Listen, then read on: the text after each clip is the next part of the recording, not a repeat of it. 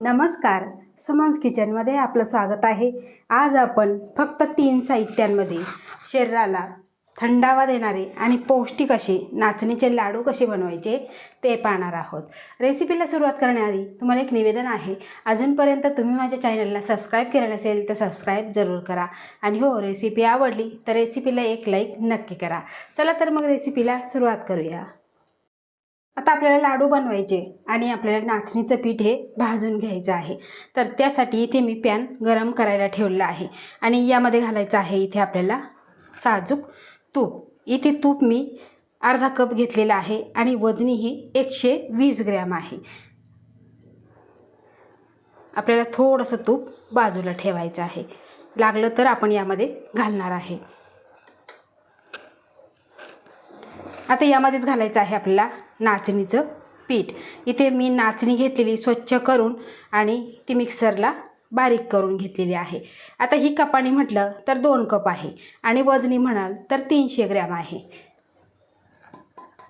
आता मंद गॅसवर आपल्याला सतत हलवत भाजून घ्यायची आहे। आता तुम्ही विकतचं पीठ घेऊ शकता, घरी बनवलेलं घेऊ शकता किंवा नाचणीचं सत्वत सुद्धा घेऊ शकता। गॅसची फ्लेम आपल्याला मंदच ठेवायची आहे आणि जोपर्यंत ह्या पिठाचा खमंग असा वास दरवळत नाही तोपर्यंत भाजायचं आहे। कारण हे पीठ थोडंसं काळसर असतं आणि आपल्याला लगेच वाटेल की ही भाजलं म्हणून, पण जोपर्यंत वास येत नाही तोपर्यंत आपल्याला भाजायचं आहे। साधारण 7 ते 8 मिनिटे भाजण्यासाठी लागतात। याच्या गाठी गठोळ्या मोडत आपल्याला भाजून घ्यायचं आहे।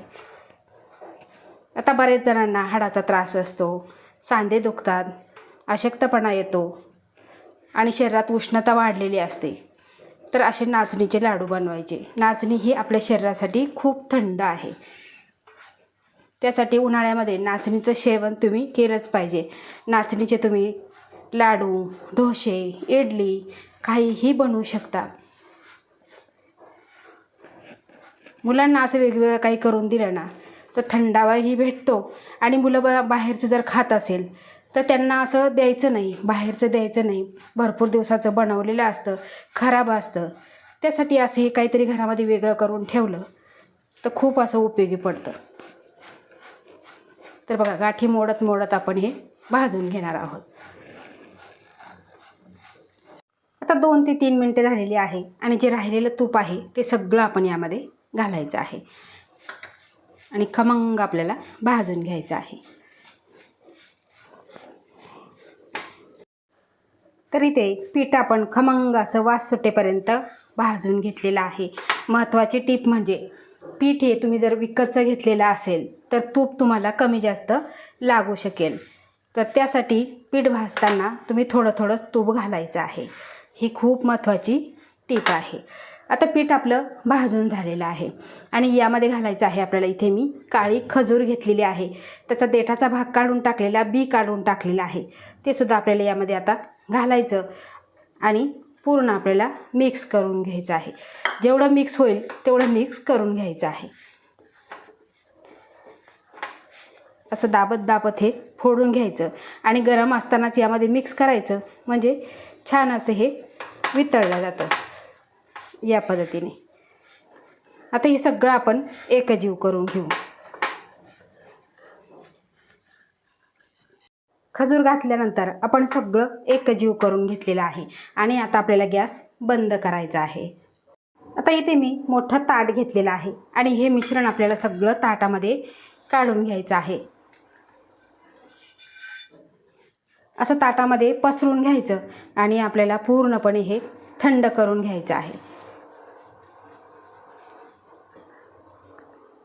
तर इथे आपलं लाडूचं मिश्रण हे पूर्णपणे थंड झालेलं आहे। आता यामध्येच घालायचे आहे आपल्याला अर्धा चमचा वेलची पूड, साखरेत बारीक केलेली आहे आणि ही सगळी आपल्याला मिक्स करून घ्यायची आहे आणि थोड्याफार आपल्या खजूरच्या ज्या गठोळ्या असतील त्यासुद्धा मोडून घ्यायच्या आहे।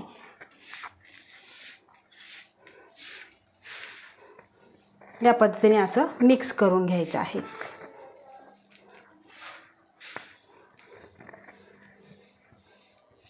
आता इथे मी मिक्सरचं मोठं भांडं घेतलेलं आहे आणि त्यामध्ये आपल्याला हे मिश्रण घालायचं आहे. आता तुमचं छोटं भांडं जर असेल तर मी 2-3 बॅचमध्ये सुद्धा करू शकता. आता हे सगळं मिश्रण आपण मोठ्या भांड्यामध्ये घालून घेऊ.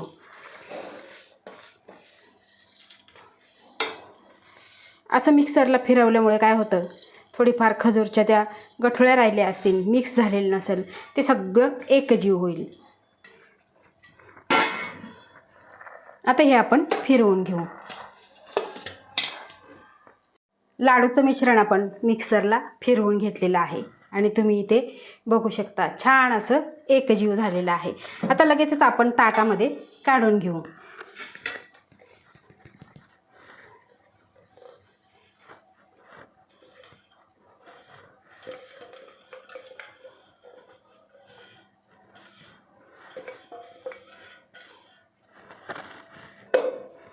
आता ताटामध्ये आपण काढल्यानंतर यामध्ये आपल्याला घालायचं आहे मगजबी. हे सुद्धा थंड असतात. इथे मी 1 चमचा घेतलेला आहे.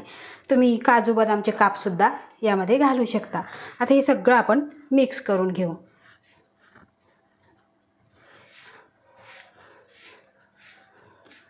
छान असं मिश्रण आपलं हे तयार झालेलं आहे आणि एकदम परफेक्ट प्रमाण मी दिलेलं आहे.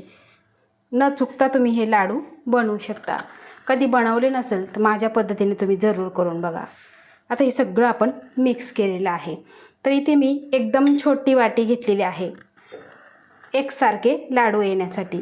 आता यामध्ये हे मिश्रण आपल्याला भरायचं, सपाट वाटी भरायची आणि त्यानंतर आपल्याला लाडू वळवून घ्यायचा आहे. सहज असा लाडू वळला जातो. तुम्ही इथे बघू शकता.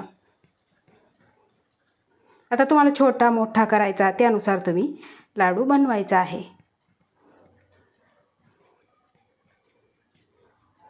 तर इथे तुम्ही बघू शकता आपला लाडू वळून तयार झालेला आहे.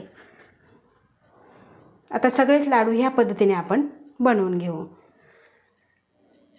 तर इथे आपले सगळे लाडू बनवून तयार झालेले आहे. तुम्ही इथे बघू शकता एकदम गोल गरगरीत आणि एकसारखे लाडू आपण वळवून घेतलेले आहे आणि तुम्ही इथे लाडू बघू शकता. अतिशय मऊसूत, तोंडात टाकताच विरघळणारा असा आपला लाडू तयार झालेला आहे. यामध्ये आपण रवा वगैरे काहीही घातलेलं नाही. तुम्ही साखर घालू शकता, गूळ घालू शकता, पण आपण शुगर फ्री लाडू केलेले आहे आणि फक्त 3 साहित्यामध्ये केलेले आहे. 3 साहित्य म्हणजे कोणते, तर वजनी प्रमाण आणि कपाचं प्रमाण मी सांगितलेलं आहे. तरी तुम्हाला परत मी पुन्हा माप सांगणार आहे. तर 300 ग्रॅम मी नाचणीचं पीठ घेतलेलं, 120 ग्रॅम तूप आणि 300 ग्रॅम आपण बी काढून खजूर घेतलेला आहे. तर हे एकदम परफेक्ट प्रमाण आहे आणि या परफेक्ट प्रमाणामध्ये तुम्ही हे नाचणीचे लाडू ह्या उन्हाळ्यामध्ये जरूर करून बघा आणि तुम्हाला माझी आजची रेसिपी ही कशी वाटली ते कमेंट करून नक्की सांगा. आवडल्यास लाईक करा, शेअर करा, सबस्क्राईब करा आणि बाजूचं बेल आयकॉन बटन प्रेस करा. धन्यवाद.